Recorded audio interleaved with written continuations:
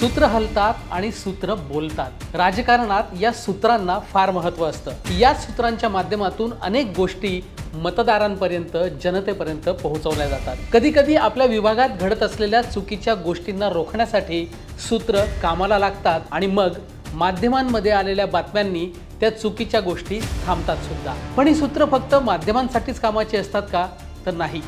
अनेक वेळा राजकारणी, अधिकारी यांनाही आपल्या सूत्रांचं नेटवर्क तगडं ठेवावं लागतं। पण या सर्व सूत्रांना बाजूला ठेवून हललेल्या सूत्रांची बातमी आज आपण पाहणार आहोत। नमस्कार, मी सचिन जोशी। आपण पाहताय लोकमत.com। हा व्हिडिओ पाहण्याआधी लोकमतचे यूट्यूब चॅनल सबस्क्राइब केलं नसेल तर ते सबस्क्राइब करा आणि फेसबुकवरही आम्हाला फॉलो करा। गेल्या काही दिवसात घडलेल्या 3 घटना आपण आज पाहूया, ज्यामुळे सूत्र हल्ली, पण ती सूत्र इतरांना कळलीच नाहीत। सगळ्यात पहिली बातमी 13 फेब्रुवारी 2026 रोजी मंत्रालयाच्या दुसऱ्या मजल्यावर अन्न आणि औषध प्रशासन विभागाच्या ऑफिसमध्ये घडली। इथे ACBने रेड टाकली आणि एका क्लार्कला 50,000ची लाच घेताना अटक केली। निलंबित केलेलं लायसन्स रद्द होऊ नये यासाठी ही लाच घेतली होती।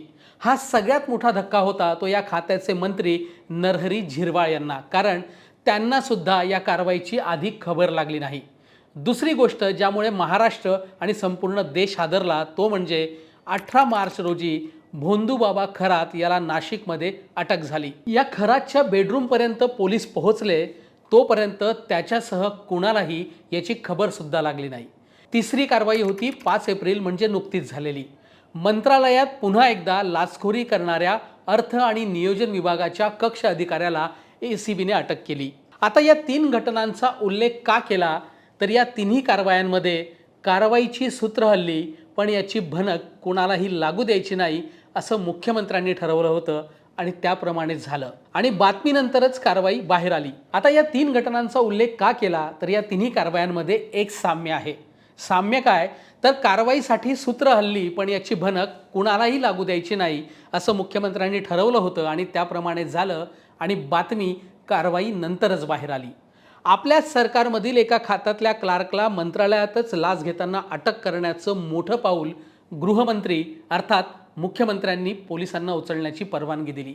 मंत्री झिरवाळांच्या सूत्रांनाही याची माहिती मिळू शकली नाही। भोंदू खरात प्रकरणात तर ज्या पद्धतीने गृह विभागाने गुप्तता पाळली ती वाखाणण्यासारखी होती।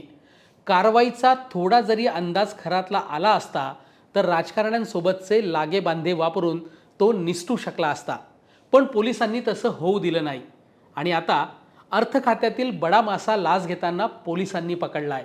याचा अर्थ व्यवस्थेने ठरवलं तर कारवाईची माहिती लीक होऊ शकत नाही, हेच एक प्रकारे मुख्यमंत्र्यांनी दाखवून दिलंय।